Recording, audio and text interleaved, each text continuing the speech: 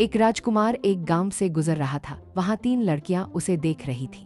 उनमें से सबसे छोटी बोलती है कि अगर राजकुमार उससे शादी कर ले तो वो उसे सोने जैसे बालों वाले 2 बेटे देगी। राजकुमार यह सुनकर उसे बुलाता है और फट से शादी कर लेता है। जब रानी के बच्चे होने वाले थे तो राजा को एक जंग पर जाना पड़ा।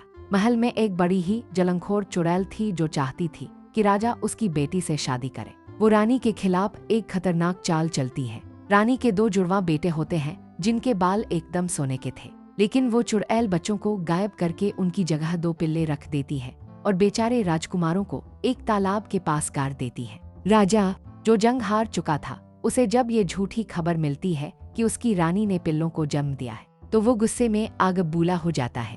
वो हुक्म देता है कि रानी और पिल्लों को तालाब में फेंक दो। बाद में उसे पछतावा तो होता है, लेकिन तब तक वो चुड़ैल की बेटी से शादी कर चुका होता है। जहाँ बच्चों को गाड़ा था वहाँ सोने की नाशपाती के 2 पेड़ उग जाते हैं। राजा को वो पेड़ बहुत पसंद थे। चुड़ैल को यह बात खटकती है और वो अपनी बेटी के पीछे पड़ जाती है कि राजा को पेड़ काटने के लिए मनाओ। आखिर में पेड़ काट दिए जाते हैं और उनकी लकड़ी से राजा रानी के लिए 2 बिस्तर बनते हैं। एक रात दोनों बिस्तर आपस में बातें करने लगते हैं और अपना राज खोल देते हैं। चुड़ैल सब सुन लेती है और सुबह होते ही दोनों बिस्तरों को जलवा देती है। कहानी में ट्विस्ट तब आता है जब एक बकरी, जिसने उन पेड़ों की 2 टहनियां खाई थी, सोने के बालों वाले 2 बच्चों को जन्म देती है। चुड़ैल ये देखकर चौंक जाती है और राजा से कहकर उन बच्चों को भी मरवा देती है। लेकिन जब उन्हें नदी में धोया जा रहा था तो उनके जिगर के 2 टुकड़े पानी में जाकर 2 सुनहरी मछलियां बन जाते हैं। ये मछलियां बड़ी होती हैं और एक दिन एक मछुआरा उन्हें पकड़ लेता है। मछुआरे के होश उड़ जाते हैं जब वो मछलियां अचानक 17 साल के 2 खूबसूरत लड़कों में बदल जाती हैं, जिनके बाल सोने के थे।